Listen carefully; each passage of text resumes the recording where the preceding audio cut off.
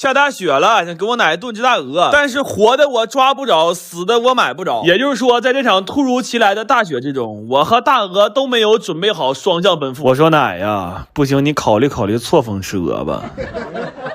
但我奶说了，下大雪的仪式感必须得有。咱奶的仪式感非常简单的，就大肘子和大包子。所以我今天包了个肘子馅的大包子。下雪我弟也很兴奋，我俩去买菜的时候，他们在雪地里跑得比大鹅还欢实，我都怕他让人抓走了。我给烤了一锅半老包，他说我今天必须给你吃出个新吃法来。我天呐，菠萝包里搁上肘子肉，再来一口大蒜瓣，那叫一个前账看了会流泪，不懵不是广东人呢。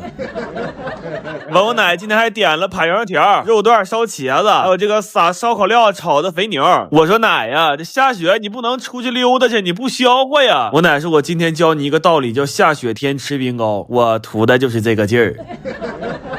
这雪天做完饭也不想收拾了，往常还得擦擦油烟机和灶台啥的，多累呀！咱就直接微信小程序找京东服务家，人有专业的工程师上门，去油除垢、消毒杀菌，还能延长使用寿命。现在点链接，双薪上京东服务家，每晚8点还能抢券，11块钱就能洗一台油烟机，手速慢，活动价才139。咱说早知道这么合适，我原来都多余自己收拾。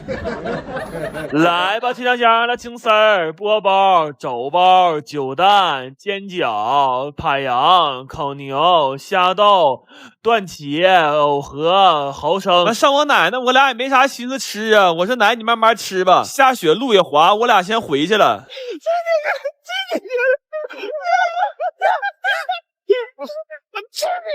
我吃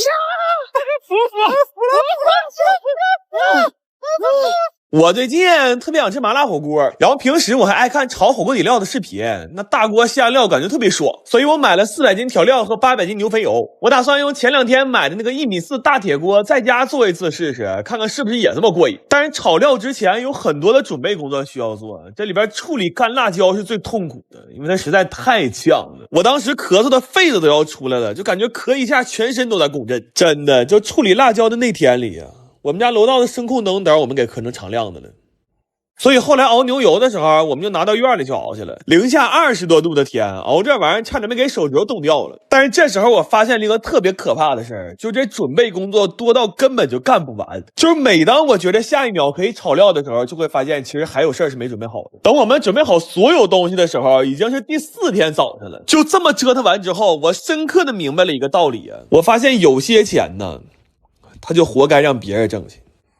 后来就到了我最愿意看的化牛油的环节了，但这玩意儿不快进根本就看不了，因为它真的巨慢，所以化油的时候没啥意思，我们就下楼打雪仗去了。但是打得太激烈了，再加上这几天在外面冻的时间有点长，回家这顿打喷嚏啊，我估计肯定是嘚瑟感冒了。完了，我们赶紧喝了点999感冒灵，这喝完算是暖和多了，要不这大冷天真是扛不住啊。但是后来炸料油的时候，我发现水汽特别大，要是这么炒料就很容易糊底，所以我们又把这大锅给搬屋去了。我当时想的是，我宁可在屋里炒呛死，也不能让这锅料有一点糊的风险，因为我是不太接受沉没成本不参与重大决策这个事儿的。要是现在跟我说让我忘掉前3天遭的罪，重新做选择的话，那还不如直接让我死去呢。不过后来炒料的时候还是挺爽的，尤其是一样一样往里下东西的时候，看着可太解压了。但炒起来也非常累，这一锅炒了4个半小时，就一直在不停的搅，都要给我干虚脱了。不过有机会能这么炒一次火锅底料，其实还挺有成就感的。虽然这活我们整整干了5天，然后做好了就都打包给身边朋友分了。但是不知道是不是心理作用，我觉得我们自己做的这个底料比我在火锅店吃的还香。尤其是这大冷天能在家吃上一顿冒着热气的麻辣火锅，这也太舒服了。但是这么折腾完一次之后，这房子也算彻底腌出味儿了。我估计这味儿要想完全散尽啊，最少也得3年。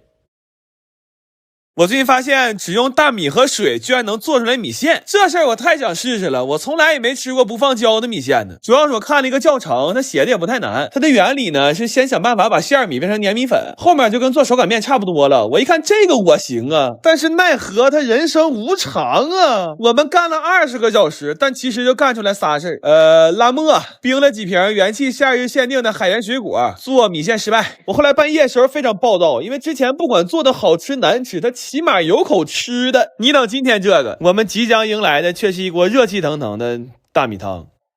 后来我仔细研究了一下这个教程，我发现这个傻作者好像是卖米线的，但是好在有粉了。我睡醒之后又研究了一下大姨和花花的教程，这回明显靠谱多了。但问题是它粘性够了，胶性不够。下锅之前都可好了，但一煮就碎了。后来我们又翻到了一个金点子，说把米饭蒸熟了，打成团再压面条。家里倒是有蒜捣的，但没捶2下，小胖就掉凳了。后来就拿地下捶去了，但是时间太晚了，怕这么捶把楼下老太太捶没了。然后为了减少地板的共振，就把我弟垫蒜捣底下了。但是这样有可能老太保住了，地没了，所以这个金点子我们也放弃了。看着这段直播的人，那纯属是掏上了。后来实在干不动了，好在昨天冰了几瓶新口味的元气，有海盐椰子、菠萝、柚子，可盐可甜，特别清新，果味也特别浓。夏天冰镇一下喝可太爽了。主要它是零糖、零脂、零卡，喝了一点压力都没有。后来有一个食品专业的学生给我们发了一个非常专业的配方，但是我俩一起试了一下，在不加食用胶的情况下，还是没办法做出整根的米线。他后来还试图和我探讨如何能更优化，但我告诉他你个人干吧，我干不了。我给他普及了一个比较冷门的课外知识，我说哪怕是一头驴，它的阳寿应该也是有限的。做了2天2夜，我们到底还是没能只用大米和水做出一份米线。第3天上午，我们把这2天失败的米线都打扫了，做了3天2宿，做出一锅骨汤大米粥配肉酱。那赶小胖讲话了，我们本来是想做全网最真实的美食博主，但现在最多算是个最真实博主，我们做不出美食来了。我最近特别想吃烤鸭，但是饭店动辄188一只，吃一顿就给我兜掏洗碎，所以我高价买了个商业版配方，打算在家实现烤鸭自由。配方上说烤鸭要想好吃必须得用砖炉，于是我买了2吨建材和3瓶速效回家搭炉子，但是从我搭那天开始就一直在下雨，3天下了8回，根本封不上顶。我估计等这炉子晾干投产呢，我他妈可能都穿上秋裤了。后来我和鸭子都有点等不及了，就决定路见不平绕道而行。我直接买了个烤鸭炉，然后这配方特意强调了，就一定要把气儿打匀，如果有条件的话，最好用嘴吹，这样口感会更佳。我严重怀疑这话就是骗同行的，但就在我怀疑这功夫，胖已经给自己吹没劲了。为了缅怀他和这只鸭子，我们非常认真的对待了每一个步骤。终于在30多个小时的制作过程之后，我们迎来了一只俏黑的狗黑鸭。我操！哎呦我！后来我又失败了几次，但我想通了一个事儿，就火候肯定不是3、2天能掌握的，我们应该扬长避短，我们的长项是熬啊。所以第2天8点，一人一个小板凳，准时坐着开熬。完我还加了个好运 buff， 我把之前在德物买的黑曜石手串也带上了，我可太需要点好运了，这月我都已经买仨了。正赶上他们最近搞活动，这种好看又有好寓意的小首饰，很多都是8折起，链接我放评论区了。七夕不知道给对象买啥的，可以去看看，没对象呢就看看给自己买点啥吧。完这回再开盖，鸭子终于成了，烤得越来越好，还给邻居送2只。当然前面那几只也没白牺牲，在实现烤鸭自由的路上还收获了一波鸭架糖自由。后来这烤鸭出炉了，我1秒也等不了了，火速给它装盘上车了。这鸭子片的滋滋冒油，真要我命啊！特别是这鸭皮，这蘸满白糖吃可太爽。不过仅有的理智还是让我们保持住了一点仪式感，一口一饼酱不流嘴，是我们对这只鸭子最后的优雅了。真的，我吃这烤鸭的时候热泪盈眶的，想想我这几个月的经历啊，从美食博主干成真实博主，甚至还一度干过户外博主。我现在终于回到美食序列了，我操！整整3个月呀！你知道这3个月我是怎么过来的吗？大家好，我是晴天。今天这顿饭呢，我想过会触动到我，但是没想过会触动我这么深。今天呢，我们全家一起跨越近千里，为一群银发朋友们做顿特别的饭。由于老妈身体的原因呢，提前给包好了饺子，还为她未曾谋面的朋友们炖了滋养品。我们呢，也带着各种新鲜的食材，有鱼、有虾、有菜，也有肉。还有老妈特意嘱咐的米面油也要多带一些，留着日后用。就这样，我们带着老妈的期许出发了。谁在最快乐的时候愿意和？其实啊，这是一群乡村的困境老人，有一些呀身体行动不便，但更多的是孤独的空巢老人。很多呀因为儿女外出工作的原因，没办法一直陪在身边。所以这次啊，我们和狗送噗噗唧唧一起做他们1天的儿女，给他们做顿充满家的味道的爱心午餐。咱这手艺还行，我东北人是不？但是我觉得我没有。哦，有这种。太斯纳特了，太斯纳特了。树叶会笑，风声在呢喃，不如好好欣赏一秒迷迷糊糊的浪漫，只要一觉醒来，床单洒满阳光的温暖，不去想，给我看饿了太香了。急急忙忙说一个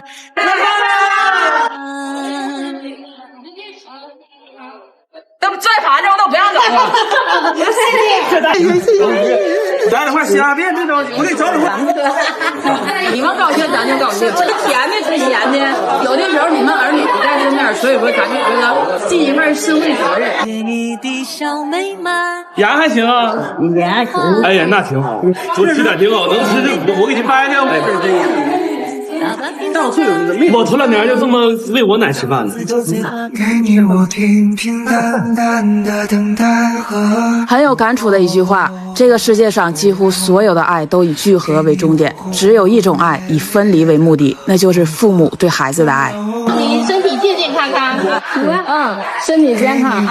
最后祝全天下的爸爸妈妈们身体健康，多福多寿。哎呀，干哈呀？这是破防了，家人们！我发现我兜里就不能有钱呢。这去趟市场啥都想买，买回来一地。好家伙，谁逮谁问我表慢这么多吗？你家这么早就过年了吗？哎，过不过年不知道，但吃了我的饭，小肚兜溜圆，因为我有秘制小酱料啊。就这大丰收啊！我跟你说，就快给我收了。我这3天不吃2天就响啊。这盖一周快当场来卖呀！你看看这占了多少汤啊！花卷和饼我一样就吃一小块啊，因为我的胃得给这碗大米饭留着呀。这汤往上一浇，我脑里就一个词儿，就是嘎嘎的。妈，这锅杂粮也是真猛啊！这玩意儿拌点鸡蛋焖子，尤其是那个土豆子，哎呦我太爱东北了。我今天一高兴整10来个菜，就不挨个介绍了，看着啥算啥吧。这羊排蘸着韭菜花真是没谁了。这蛋黄焗玉米一下给我拉回小时候了。黑椒牛肉粒我用和牛炒的，这个神菜你们一定记一下子啊！就这么说吧，有一天要是我走了，这就是我留给世界的非物质文化遗产。我弟说馋螺蛳粉了，这都是我趁拼多多国庆补贴掏的呀，1块钱整这老些。这里有螺蛳粉，有酸辣粉，料多味儿还正，再配个煎蛋，那给你安排的明明白白的呀。老话说一直嗦粉一直爽，那还寻思啥了？火速上评论区掏它，这虾每一个都赶我手掌大，我只能说 Welcome to 东北啊！大头菜还得手撕的，要不真出不来那味儿。看这粉条子啊，我炒的时候是这样的，他们吃完了是这样的，好家伙，这点肉全借味儿了。最后3口结束战斗，先来一只烤大虾，再掏一块带着肉香的甜南瓜，最后跟哈店女平分一个地瓜。行了，完事儿，收拾厨房，明天消化，后天见了宝。头2天给考研的孩子整了一顿，那天正好是考研前一天晚上，我寻这得吃点好的，也不光是为了加油，主要我怕他们考完了没心思吃了，给他们做了个尖椒肉丝饼，